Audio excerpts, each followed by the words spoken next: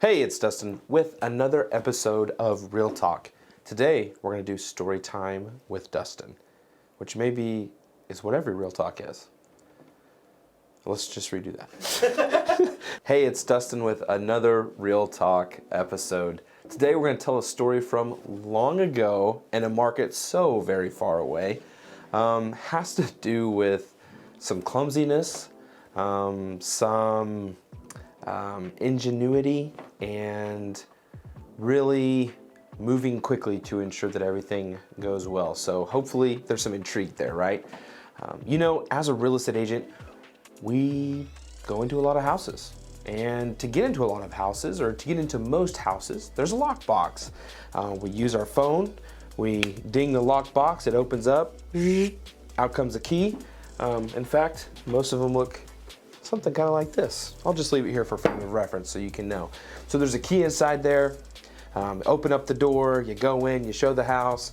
You either hang on to the key, leave it in the door. You're accountable for the key though, right? As an agent. And then after you're done, you lock everything up, you put it back in the box, you shut it up, and off to the next property, or off to the next appointment, or off to do whatever you're gonna go do.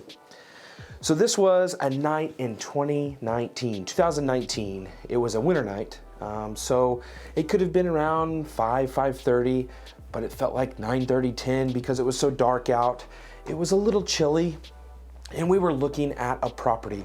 See, back then properties lasted more than 5 minutes, so you actually had an opportunity to go look at them in the nighttime, which is a joke there. If you've been looking at properties in the last 20 months, you would find amusing.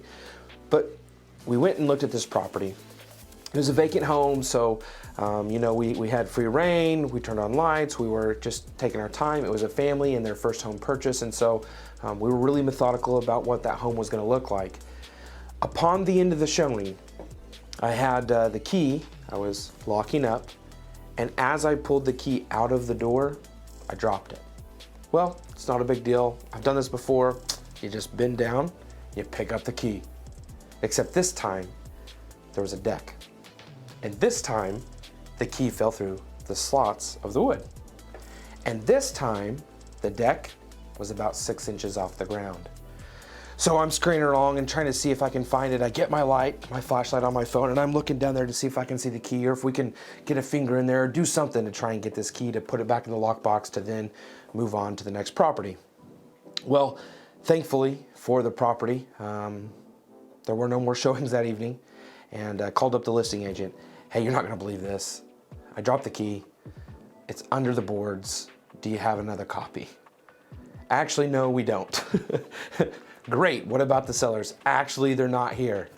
Great, so I have just dropped the only way to get inside this home outside of calling a lockbox or calling a locksmith or breaking into a home. So I tell him, hey, I'll make arrangements, first light tomorrow morning, I'll come out and I will get the key out from under the deck. So that's exactly what I did. I came back the next morning, I brought some tools, and I pried up the deck boards and reached under and I got the key.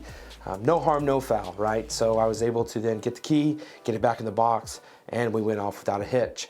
The buyers, they didn't care for the property, so we were looking for another one.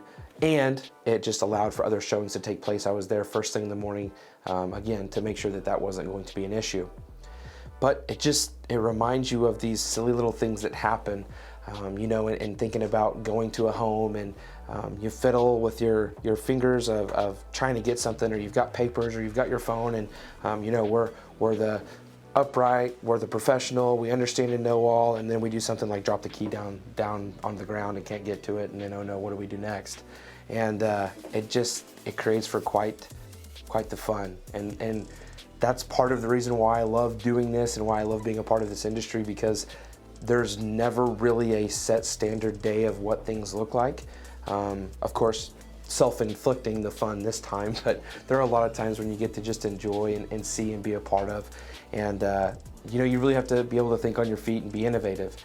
If we were to fast forward a few years into today's market, and I had done the same thing, I would probably just be there for the remainder of the evening, or leaving the house unlocked until the next agent showed up to show the property, because it probably wouldn't have gone as long vacated or with no showing scheduled. So thankful for that. Obviously thankful for the experience. I now know of my surroundings as I'm pulling a key out or what I'm doing with that key so that it's not to happen again. And lesson learned for next time, right? But it's a fun industry we're a part of. It allowed me to get in. There was no inconveniences. It wasn't just like, oh, well, off to the next one and good luck to whomever. I didn't have to break in a door or call a locksmith and spend a bunch of money to rechange locks out and do all of that. We were able to fix it and move forward amicably, and so that's a good thing. Anyways, just a fun little story. Hope you enjoy. We did a little bit of reenactment. Hope you enjoyed that too.